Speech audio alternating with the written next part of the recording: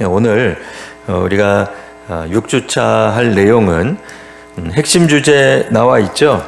자, 핵심 주제 한번 우리 다 같이 읽어보겠습니다. 자, 시작. 하나님이 세우신 리더십은 사람의 경쟁이 아니라 하나님의 선택으로 증명된다. 이게 이제 중요한 핵심 주제 첫 번째입니다. 리더십은 사람이 경쟁해서 쟁취해낼 수 있는 그런 것들이 아니다. 특별히 이거는 뭐 세상의 리더십이라기보다는 일단은 신앙 공동체 안에서 세워지는 리더십은 사람의 경쟁으로 되어서는 안 된다라고 하는 겁니다. 그러니까 우리가 항존직이 되고 뭐 피택이 되고 선택이 되고 선거가 되고 그래서 사실 초대 교회에서는 오늘날과 같은 그런 직분의 개념은 없었죠. 오늘날 현대교회 같은 그런 직분, 세분화된 이제 그런 직분이 있어서 그것을 무슨 직급처럼 이해하는 직분은 아니었어요. 뭐 초대교회 안에도 감독이 있었고 장로라는 호칭이 있었으며 집사라고 불리웠던 사람들이 있습니다. 하지만 오늘날 우리 한국교회처럼 그게 무슨 직제처럼 되어가지고 직급의 순위처럼 뭐 매기고 그랬던 거는 아닌 것 같아요. 그래서 이 하나님 세우신 리더십은 사람의 경쟁이 아닙니다. 오늘날에는 뭐 장로 투표 하다가 보면 한 표 놓고 하기 때문에 여러 사람들이 경쟁하기도 해요. 근데 그렇게 경쟁해서 하는 것이 아니었다라고 하는 겁니다. 그러니까 본래적으로 리더십이라고 하는 것은 하나님의 선택으로 되는 것임을 우리가 배워야 할 것입니다. 자, 두 번째 한번 읽어볼까요? 쌍난 지팡이는 권위의 과시가 아니라 분쟁을 멈추고 공동체를 살리는 표정이며 또 아론의 리더십은 끝까지 책임을 жил머지는 자리로 완성된다. 이 쌍난 지팡이, 하나님의 선택이 임한, 선택이 명시화된 그런 쌍난 지팡이는 권위의 과시, 투표에서 내가 압도적으로 이겼습니다.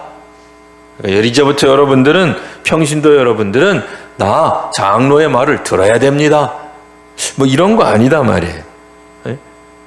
나 권사가 됐기 때문에 이제부터 평신도 여러분들은 내 말을 따라야 됩니다. 이런 거 아니다 말이에요. 오히려 이 권위라고 하는 것, 리더십이라고 하는 것은 분쟁을 멈추는데 그 권위가 리더십이 사용돼야 되는 줄 우리가 배우는 거예요, 오늘. 그래서 리더십을 가진 사람들, 권위를 가진 사람들이 자신의 권위를 가지고 공동체를 분열시키는데, 분쟁을 일으키는데 사용하는 것이 아니라 오히려 위태로운 분열이 일어나는 공동체를 살리는 표징이 과연 어떻게 쓰임을 받았겠는가, 우리가 아론의 이야기를 통해서 한번 살펴보도록 하겠습니다. 자, 학습 목표는 세 가지입니다. 쌍난 지팡이 사건, 이 사건이 갖는 역사적 의미, 또 신학적 의미를 우리가 잘 이해하는 것. 두 번째는 하나님의 세우신 권위의 목적이 무엇인지 잘 분별하는 것. 세 번째, 마지막까지 책임지는 리더십의 영적 태도를 배우고 또 자신에게, 우리 공동체에게 적용하는 것. 이것이 오늘 학습 목표가 되겠습니다. 자, 이제 한번 살펴볼까요? 자, 공동체 안의 갈등은 보통 무엇을 둘러싸고 일어날까요? 라고 하는 질문이 있는데, 물론 수많은 공동체가 있죠. 그렇기 때문에 우리가 마냥 적용하기는 어렵습니다만, 뭘까요? 오늘날에 가도 갑자기, 이란에 막 폭탄 떨어지고 난리가 났어요. 또 이란이 또 가만히 있습니까? 왜 주권 국가인 우리나라에 니들이 또 폭탄을 던져? 이 미국하고 또 관계되는 나라들, 주변 나라들에게 또 보복성 공격을 하고 있습니다. 자, 지금 이야기하는 거는 저는 이란이 약자고 미국이 강자니까 무조건 그러니까 약자를 핍박하는 강자는 나쁘다. 그걸 이야기하려는 게 아닙니다. 그리고 또 이란 내에서도 우리 한국 TV 같은 데서는 잘 드러나지 않지만 이란의 수많은 사람들 죽은 걸 보고 또 자신들의 또 종교 지도자가 살해당한 것을 보고 분개하는 이란 사람들의 이야기도 있지만 또 한편으로는 이것이 일종의 어떤 자유를 향한 행진으로 이해하는 이란 국민들의 목소리도 있어요. 그래서 우리가 이란 내부에 대해서 조금 알고 있는 그런 역사적 지식 가지고 이란에 대한 지금 일어난 현상은 앞으로 나아가기 위한 진통이다라고 우리가 함부로 해석할 수도 없고 또 그리고 세계 영차를 주장하는 패권 국가의 어떤 그런 압제다 이렇게 또 우리가 함부로 말할 수도 없습니다. 이게 말한다는 게 쉬운 건 아니에요. 그러나 이제 분명한 건 뭐겠어요?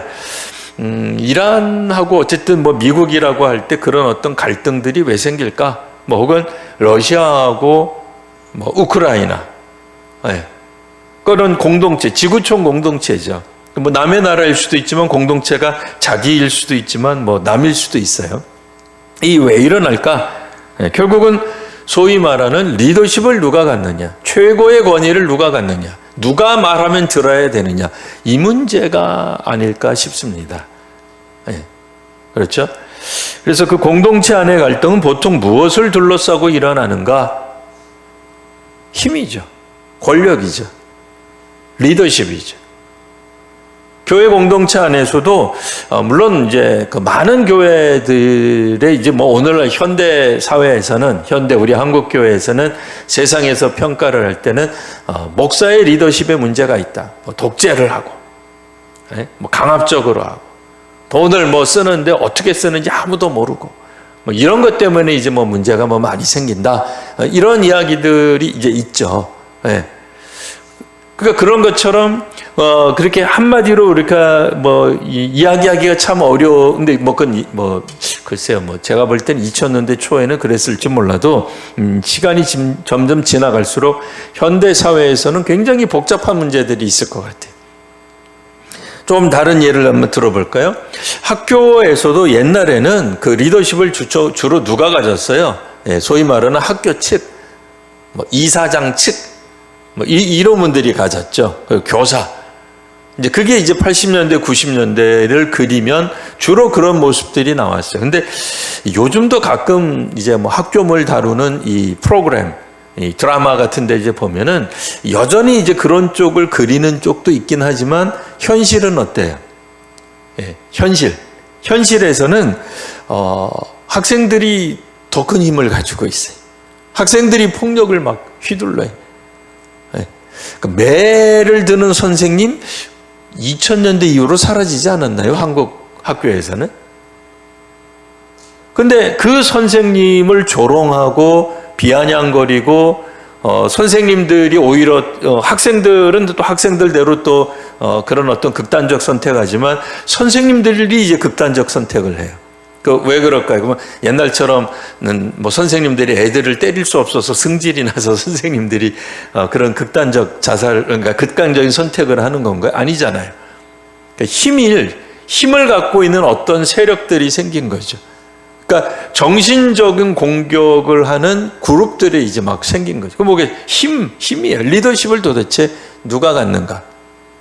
전에는 학교의 목표가 반드시 저는 중학교는 고등학교 입학해야 되고 고등학교는 대학 진학이라고는 생각하진 않습니다만 그래도 옛날에는 어떻게 생각했어요? 그래도 애들이 진학을 위해서 아니면 상고나 공고 있는 친구들은 사회에 진출하기 위해서 선생님들의 어떤 가르침들을 그래도 애써서 받았다면 그러니까 지금은 누구도 그런 식으로 생각 안 해요. 그러다 보니까 학교 사회를 붙드는 어떤 그런 기준점들이 모호해졌어요. 그러니까 선생님들이 갖고 있는 권위들이 사라진 거죠. 더 이상 지식 전달, 그 지식 전달이 학교 사회에서 기준이 되지 못해. 그러니까 아이들이 어떻게 해요? 지식을 전달해주는 혹은 성품을 전달해주는 선생님의 가르침을 거부하는 거죠.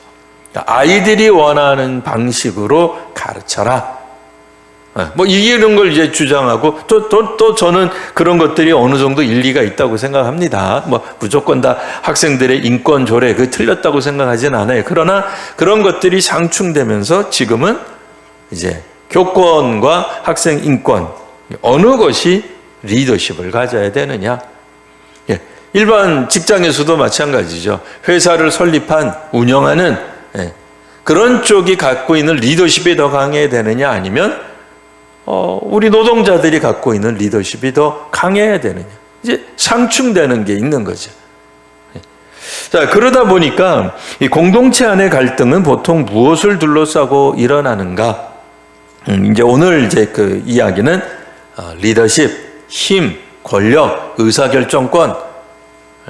그러니까 나를 통하지 않고 감히 이런 의사를 결정해? 이게 이제 오늘날 공동체에 많은 이제 그 이슈가 되는 그런 내용들이 되는 거죠. 뭐 작게는 가정에서 그럴 수 있고요. 뭐 조금 더 확대하면 뭐 예를 들어 학교도 될 수 있고 회사도 될 수 있고 우리 같으면 뭐 교회 공동체, 신앙 공동체도 이런 일들이 일어나게 되는 겁니다. 자, 누가 옳은가 보다는 사실 우리가 그 누가 하나님 세우신 사람인가를 분별하는 기준이 있어야 되는데 뭐 오늘날에는 뭐 이런 기준들이 이제 좀 많이 흐릿해졌죠. 실제로 그거 흐릿해진 이야기가 어디서 나왔어요? 오늘 민수기 16장에서 나왔던 겁니다. 고라가 이제 반역을 하는 거죠. 고라뿐 아니라 뭐 몇몇 사람들이 더 나옵니다만 그들이 말한 거 16장 3절에서 아주 요약이 잘 되어 있습니다. 우리 3절 다시 한번 읽어볼까요? 16장 3절. 자, 시작. 그들이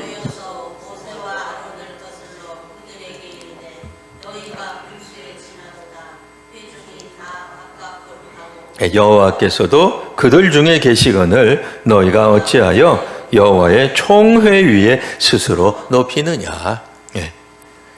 뭐 오늘날 같으면 뭐 우리가 충분히 이해될 만한 그런 것도 있습니다. 그렇죠? 뭐 대통령이라 할지라도 뭐 그 권위, 권력 이거는 뭐 국민들에게 이제 있어야 되는 거죠. 그런 의미에서 생각해 보면은 이 참 맞는 얘기다. 뭐 우리랑 간격이 그래도 한 3,000년 정도 이상 더 되는데도 우리가 생각할 때는 이 정말 고라라고 하는 사람들이 맞는 말 했네 라고 생각할 수 있지만 사실은 우리가 현대적 개념으로 이 성경을 읽으시면 안 되죠. 그러니까 성경은 성경 시대로 우리가 이제 보셔야 되는 거예요. 그들이 이런 말을 한 이유가 뭐겠는가 하는 거예요. 그러니까 현대적으로는 맞지만 그럼에도 오늘날의 우리도 마찬가지죠. 우리가 다 투표해가지고 반장으로 세웠어요. 그럼 반장이 어느 정도 권한이라고 하는 게 있는 거죠.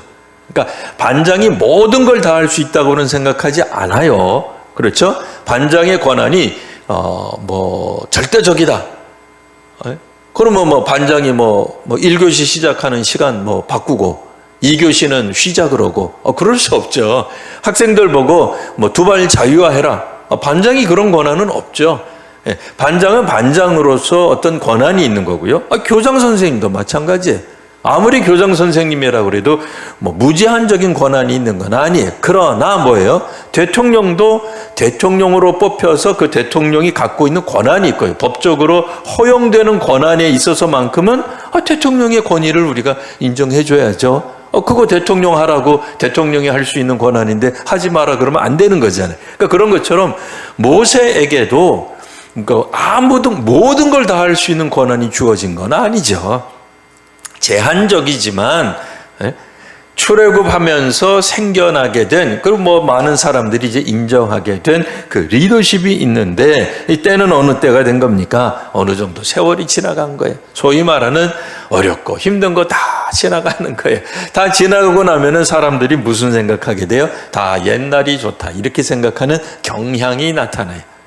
막 어렵고 힘들고 배고프고 막 허리띠 졸라매고 이럴 때는 막 콩 하나 가지고도 정말 반쪽에 먹어야 되는 시대에는 사람들이 소위 말하는 리더십에 대해 별로 생각하지 않아요. 정치에 대해 별로 생각하지 않아요. 제가 한 가지 질문을 드릴게요. 정치적으로 안정된 나라는 어떤 나라일까요? 라는 이제 질문을 드리겠습니다. 답을 제가 잘 할게요. 답은 국민들이 정치에 대해 신경 쓰지 않는 나라예요. 그게 정치적으로 안정된다. 그러니까 무관심하고 아무런 지식이 없어서가 아니라 정치인에 대해서 별로 그렇게 우러러보지 않는 나라. 정치인의 행보에 대해서 막 뉴스거리가 되고 막 사람들이 우와 하지 않는 나라. 그 나라가 사실은 정치적으로 안정된 나라예요. 막 정치인이 막 스포트라이트를 받고 정치인이 뭐 국회에서 무슨 말 해가지고 막 박수 받고 그거 조금 사실 불안한 나라죠. 불안정한 나라죠. 국민들이 정치에 대해 막 박사가 되어 있는 나라. 점심 먹기 위해서 혹은 뭐 고향에 갔는데 잠깐 아차 싶으면은 다 정치 얘기가 되는 나라. 그 나라는 사실 정치적으로 불안정한 나라예요. 그렇죠? 정말로 평안하고 잘 살고 평안하고 그런 나라 같으면 그런 주제 하지 않아요. 얘기 안 해요. 네. 자, 그런 것처럼 사람들도 정말 뭐 어쨌든 뭐 배고프고 그러면 먹고 사는 게 바쁜데 뭐 그런 거 뭐 신경 쓸 일이 어디 있겠어요. 네. 그런데 이제 해결이 되기 시작해요. 뭘로? 네, 만나와 매출하기로. 해결이 되잖아요. 먹고 사는 문제 해결이 되는 거예요. 광야에서의 위협이 점점 없다는 걸 알게 돼요. 두려움이 사라지게 돼요. 한밤중에 텐트 치고 자도 저 뭇짐승들이 우리를 공격하지 못한다는 걸 알게 돼요. 그 사람들이 마음이 편안해지기 시작하니까 뭐가 이제 슬금슬금 올라와요? 우리 속에 명예욕, 권력욕이라고 하는 게 올라오기 시작하는 거죠. 그러다 보니까 뭐라고 얘기를 하냐면 자, 너희가 분수에 지나치도다 이렇게 말을 한 거는 너희만 왜 리더십을 갖느냐. 기분 나쁘다는 거죠. 그 이전에는 이들은 하루하루 먹고 사는 거 가지고 걱정했을 거예요. 고라도 그랬을 거고 이 사람들도 출애굽할 때부터 된다 안 된다 나가면 죽는다 다시 돌아가자 매번 이랬던 사람들일 거예요. 근데 어느 순간 이들이 그러지 않아도 되는 걸 안 다음부터는 갑자기 그래? 그러면 뭐 가만히 보니까 뭐 모세 별로 하는 것도 없는 것 같잖아요. 그죠? 알고 봤더니 이게 구름기둥 불기둥이 진짜예요. 모세가 진짜가 아니었어요. 그렇잖아요. 모세도 그걸 얘기를 했을 거예요. 내가 진짜 리더가 아니라 사실은 하나님이다 얘기를 했을 거라고요. 가만히 보니까 모세가 뭐 특별히 하는 것도 없어. 그렇잖아요. 뭐 특별히 모세가 신령할 게 뭐 있어요. 하나님으로부터 택함을 받았다는 거 말고 뭐가 있냐 말이에요. 물론 이제 또 그 시내산 위에 올라가고 내려왔을 때는 그래도 뭐 하고 했겠죠. 그러나 이제 세월이 어느 정도 지나고 나면 다 비슷해 보이거든요. 그러니까 모세, 아론, 너희들만 왜 이런 거 하냐. 게다가 이제 아론이 뭐가 됐어요? 대제사장이 됐네. 더 기분 나쁘죠. 이게 뭐야 이게. 네가 뭔데 네가 제사를 드리고 우리가 당신 머리 앞에 가서 조아려야 되고. 그런데 고핫의 손자 고라가 누구라고요? 레위의 증손. 이 레위 지파 사람이에요. 그러니까 아론 왜 너희 집안만 제사장하고 우리는 레위인이냐 이거죠. 똑같이 하나님 앞에 선택받은 레위 지파인데 거기도 보니까 등급이 있는 것 같더라 이거죠. 기분이 나쁜 거죠. 그래서 이들이 일어나게 됐다라고 하는 게 나옵니다. 자, 우리 계속해서 넘어가서 보면은요. 자, 그래서 민수기 본문 배경 보시면 고라의 반역 이후 지도력의 정당성을 둘러싼 심각한 분열이 일어나게 됩니다. 그러니까 모세 보고 증명해내라 이거죠. 너의 권위가 어디서 왔냐 이거죠. 우리도 권위 있다 이거. 나도 레위 지파다 이거예요. 하나님은 논쟁을 끝내기 위해 증명을 허락하십니다. 레위 지파가 왜 레위 지파 되신 줄 아시죠? 시내산 밑에서 사람들이 금송아지 가지고 난리를 쳤을 때 그때 주동했던 사람들을 처단했던 지파가 레위 지파예요. 그래서 손에 피를 많이 묻혔죠. 그리고는 이제 그들이 소위 말하는 성소에 전적으로 매어 달려서 봉사하는 봉사직을 맡게 되는 겁니다.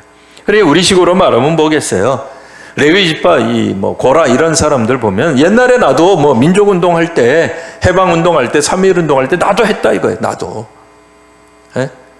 나도 목숨 걸고 우리 종족주를 죽이고 처단하고 하나님 앞에서 나도 의로운 사람이다 이거죠. 그렇죠. 그 말 할 만하죠. 아론 당신만 나선 게 아니라 나도 나서서 하나님의 말씀에 의해 우리 동족들 밑에서 금송아지 만들던 사람들 내가 처단하는데 나도 앞장 쓰임 받았다 이거예요.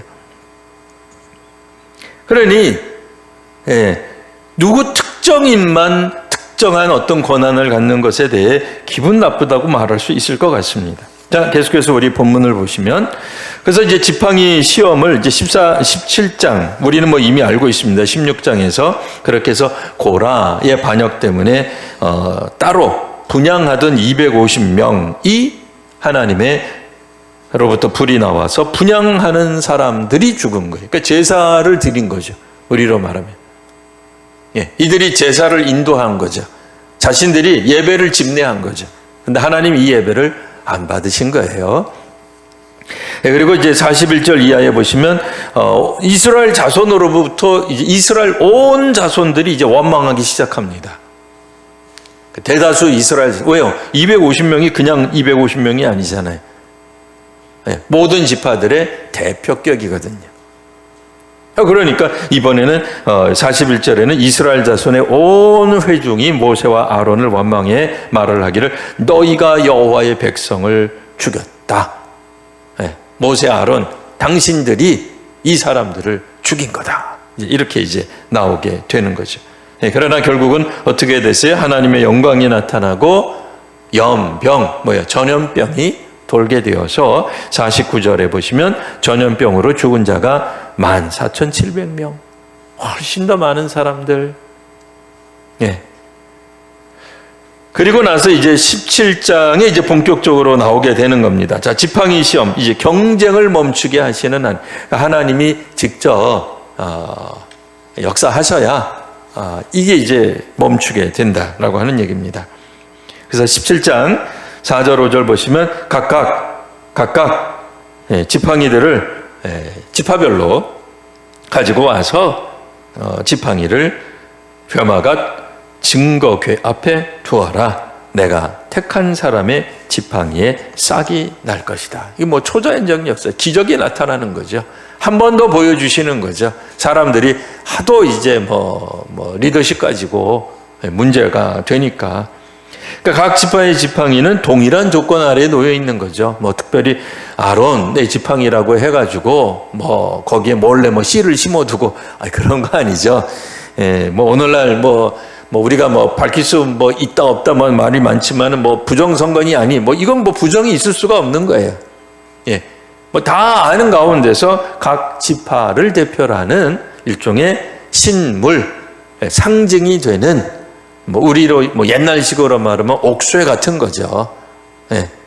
그게 있어야 그게 이제 최고의 권위를 나타내는 건데요. 이게 단순한 그냥 지팡이가 아닙니다. 그래서 모든 지휘관들이 사용하던 일종의 지휘봉이라고 생각하시면 되겠습니다. 이 지팡이를 그래서 하나님은 토론이 아니라 열매로 결과로 그 선택을 드러내십니다.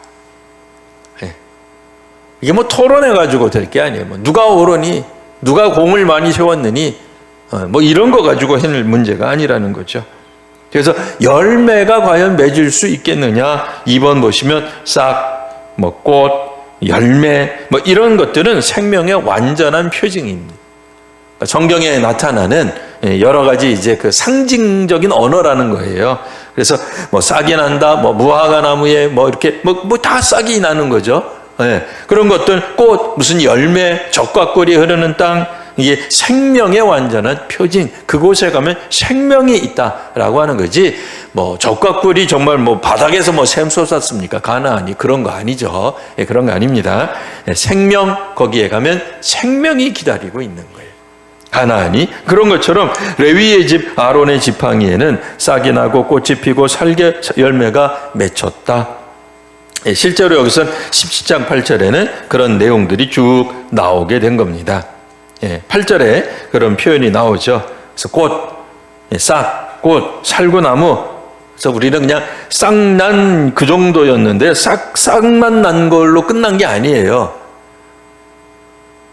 우리는 이제 그렇게 알고 있잖아요. 그 언약궤 안에 뭐가 있습니까? 그럼 십계명, 그다음에 항아리 안에 그 만나, 그다음에 아론의 쌍난 지팡이. 근데 이제 싹이 계속 그러면 생각하지 마시고, 사실은 원래는 꽃이 피고 살구 열매가 맺혔던 그 지팡이가 되는 거죠. 자, 여하튼 그것까지는 모르셔도 되고요. 그걸 알아야 우리가 좋은 건 아니고요. 그러니까 내용적으로는 일단 알고 계시고, 그래서 죽은 지팡이에서 생명이 났다라고 하는 그런 것입니다. 그래서 하나님의 선택은 즉각적인 능력과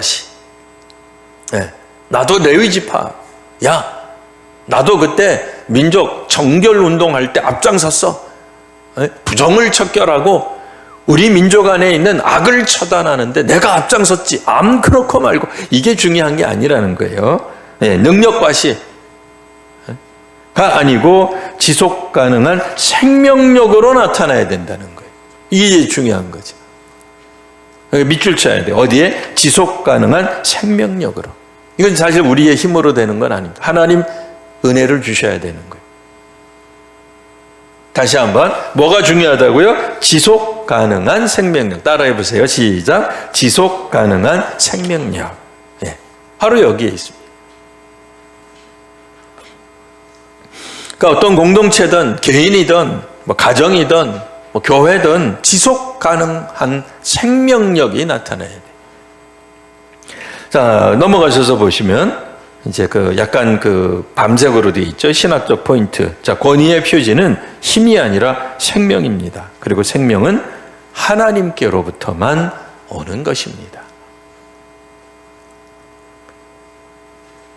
그러니까 참된 리더는 하나님을 당연히 높일 수밖에 없어요. 하나님께 의존할 수밖에 없어요. 하나님을 드러낼 수밖에 없고요. 자기가 해놓고 하나님이 함께 하십니다 이렇게 말하지 않죠. 그러면 진짜 하나님 진노하시죠. 함부로 하나님에 대해서 말 못하죠. 자, 증거궤 앞에 보존된 지팡이. 그래서 하나님이 어떻게 말씀하시냐면 10절에 보시면 아론의 지팡이를 다시 증거궤 앞에 두어서 그들의 반역을 이제는 그치게 하라. 이 민족의 이스라엘 백성들의 반역을 좀 멈추어야 되겠다. 그러니까 증거로 삼자. 사람들이 좀 포기하자. 알게 하거라. 근데 이거는 하나님이 이렇게 보여주시는 겁니다. 그래서 지팡이는 상이 아니라 경고와 보호의 표지가 되는 것입니다. 그래서 리더십의 표징은 기억되어야, 리더십의 표징이 사실은 기억되어야 돼. 그래야 공동체가 지켜지는 겁니다. 그러니까 아론의 지팡이를 우리가 존중해야 되는 거죠. 그걸 신주단지 그런 얘기는 아니에요. 절대로 그렇게 하면 안 되죠. 그게 무슨 갑자기 성물이 되어서 날마다 닦고, 먼지 떨고, 그러라는 게 아니에요. 그걸 보고 교훈을 우리가 자꾸 얻어야 되는 거예요. 왜 아론에게 리더십이 있는가? 왜 그가 대제사장이어야 되는가? 우리 할 말 많죠. 아론, 당신 아들들 봐라. 그게 제사장이냐? 그래서 하나님 앞에 죽었지? 그러고도 당신이 대제사장 할 수 있어? 부끄러운 줄 알아야지. 라고 말할 수 있죠. 그러니 당신 집안 말고 우리 집안이 이제부터는 대제사장 가문이 될 거야. 할 수 있어요. 근데 그렇게 하지 말라는 거예요. 왜? 하나님이 세우신 것이기 때문에.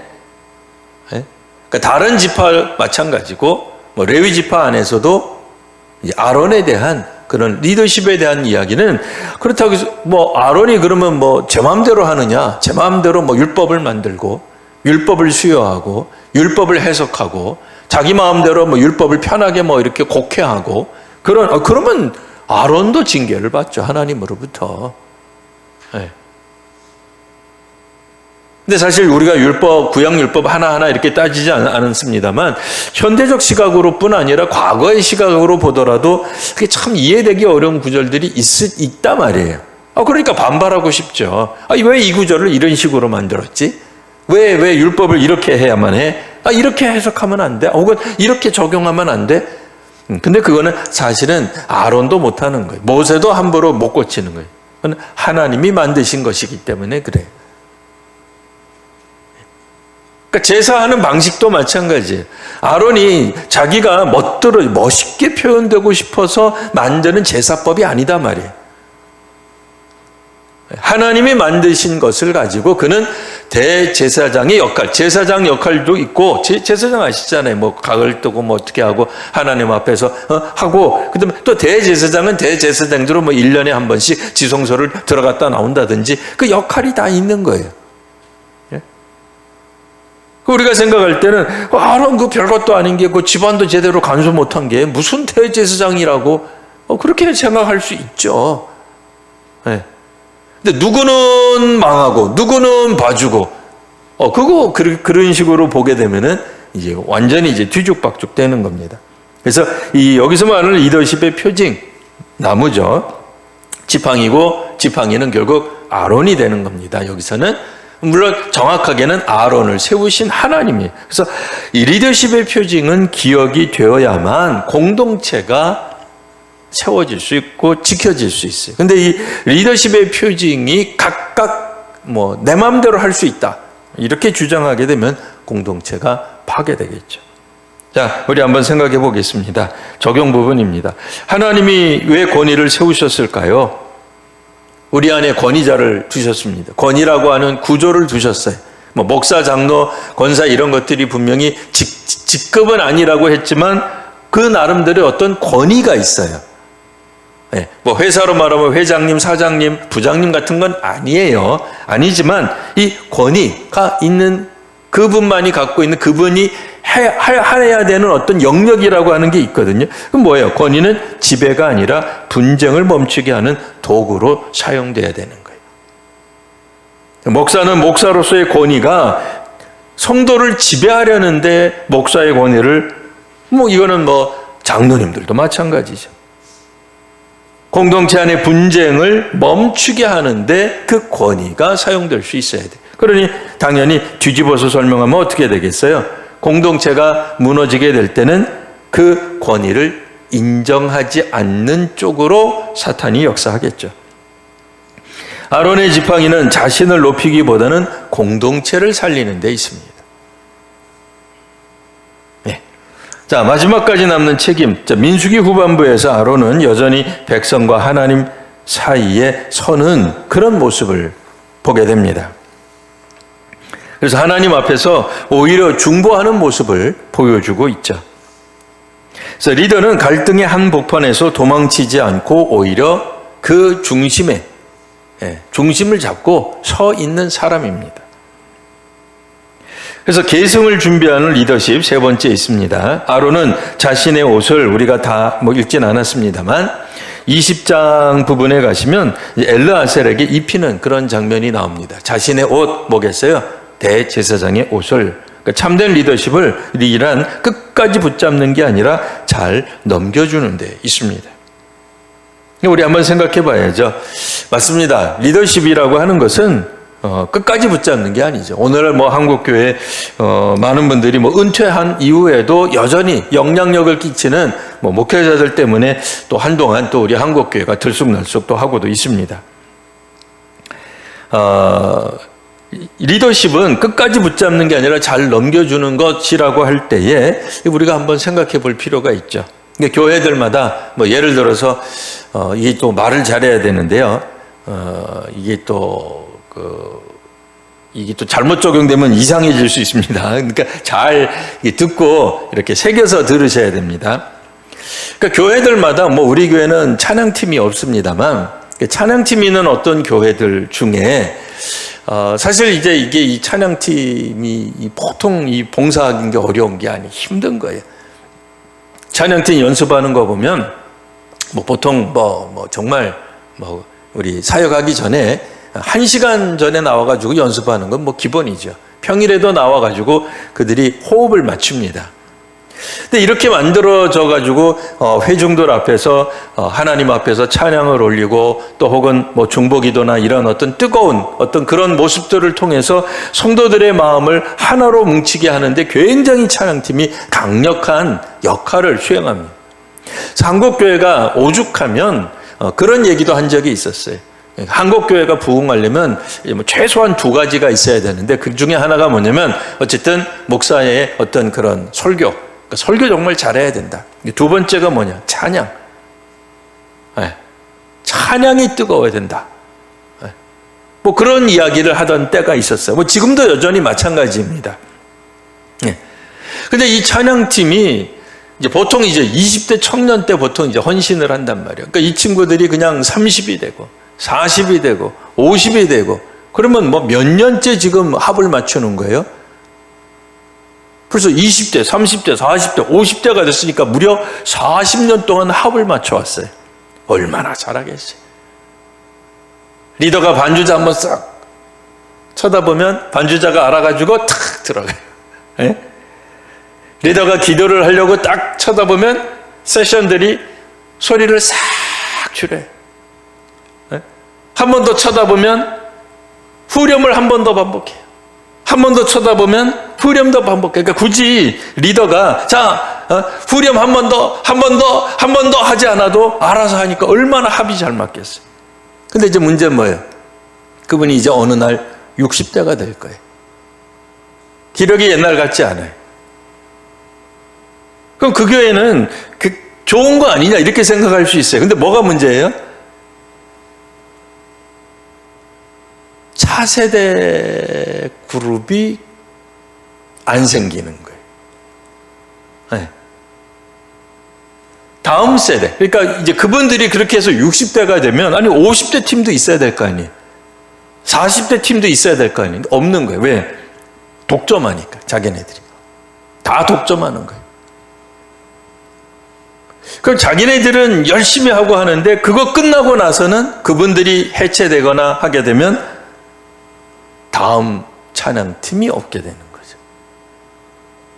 우리는 그러면 안 돼요. 그래서 혹시라도 우리 권사님들 요리에 비법이 있으시면 이건 며느리도 몰라. 그러면 안 돼요. 빨리 알려주셔야 돼요. 그래서 맛이 전달이 돼야지. 그래야 결국은 내 아들이 좋을 거 아니에요. 그렇죠? 내 아들은 나의 음식에 지금 익숙해져 있는데 내가 만든 돼지고기 백반에 지금 익숙해져 있는데 며느리가 몰라. 그러면 안 되잖아요. 며느리도 알아야지. 그러니까 후배들이 나와야 되는 거예요. 다음 세대. 나만 기독교 교육 잘하고 나만 뭐하고 잘하면 되는 게 아니에요. 다음 세대 누군가가 리더가 나와야죠. 그러니까 출중한 목사님도 있어야 되지만 그 다음 세대를 이어갈 목사님도 있어야 되고요. 출중한 장로님 뒤에 누가 있어야 돼? 또 다른 헌신하는 장로 후보자들이 나와야 되는 거죠. 신앙의 부모 다음에 누가 있어야 돼요? 또 신실한 자녀들이 있어야 되는 거죠. 그게 없어지면 어떻게 돼요? 끊기는 거죠. 대가 확 끊기는 거죠. 그리고는 끊임없이 이야기하는 거예요. 은퇴하고도 영향력을 끼치려고 하는 거예요. 그러면 안 되죠. 그래서 사실은 적절한 때에 우리 뭐라 그럴까요? 다음 세대 차세대 리더들을 우리가 발굴하고 어쨌든 양성하고 세워주는 일들이 필요한데 놀랍게도 아론이 그걸 해냈어요. 사실 이거 가지고도 한참 이야기할 거 많긴 합니다만 워낙 우리 한국 교회가 차세대 리더들을 인정하지 않거나 잘 안 세우거나 혹은 이제 리더십의 교체에서 벌어지는 온갖 잡음들이 많기 때문에 여하튼 그래서 우리도 사실은 계승을 준비하는 리더십이 있어야 되겠다라고 하는 겁니다. 자, 나눔과 토론 한번 살펴보면 쌍난 지팡이가 오늘 교회 리더십에 주는 가장 큰 메시지 한번 또 마음속으로 생각해 보시고요. 여러 지팡이 12지팡이 중에 하나만 싹이 났다. 왜 이게 생겨났겠느냐. 이게 이제 인간이 갖고 있는 본래적 완악함, 연약함에서 하나님이 주시는 메시지이죠. 그러면 처음부터 하나님이 모세와 아론을 안 세우셨단 말이에요. 아니, 세우셨죠. 그럼에도 끊임없이 모세와 아론은 리더십의 공격을 받았어요. 끊임없이 사람들은 모세와 아론의 도전을 하였어요. 그러나 성경은 모세와 아론에 대한 도전을 뛰어넘어 궁극적으로는 하나님에 대한 도전으로 보고 있는 거예요. 왜요? 그렇게 되면 될수록 그때마다 공동체가 흔들렸어요. 그러니까 모세와 아론에 대하여 대적할 때마다 공동체가 흔들렸어요. 그래서 하나님은 쌍난 지팡이를 주심으로, 불의에 한가하지 마, 그런 얘기가 아니에요. 그런 얘기가 아닙니다. 자, 두 번째, 내가 붙잡고 싶은 지팡이는 무엇이며 하나님께 맡겨야 될 것은 무엇인가? 한번 또 생각해 봐야죠. 우리가 붙잡고 싶은 지팡이는 무엇입니까? 우리가 사실은 이건 하나님을 우리가 온전히 붙잡아야 되는 거죠. 교회도 하나님을 붙잡아야 됩니다. 그렇지 않으면 17장 마지막 절에 이스라엘 자손들이 이렇게 얘기를 한 거죠. 우리가 죽게 되었다. 망하게 되었나이다. 다 망하게 되었나이다. 이들은 뭘 갖고 이렇게 얘기를 한 거예요? 250명이 나가서 분향하다가 죽었잖아요. 모세와 아론의 리더십에 항거하다가 우리들도 나도 레위 지파 사람, 나도 제사장이야, 나도 제사장 할 수 있어 하면서 그들이 분향하다가 죽었단 말이에요. 그러니까 뭐라고 얘기해요? 여호와의 성막에 가까이 나아가는 자마다 다 죽사오니. 내가 더 헌신하겠는데 우리는 왜 죽느냐 이거예요. 내가 더 하나님 앞에 희생하는데 왜 내가 죽어야 되냐 이거예요. 이 참 어처구니 없는 얘기라고 하는 거 있는 거죠. 그래서 우리는 지금 다 망한다 이거예요.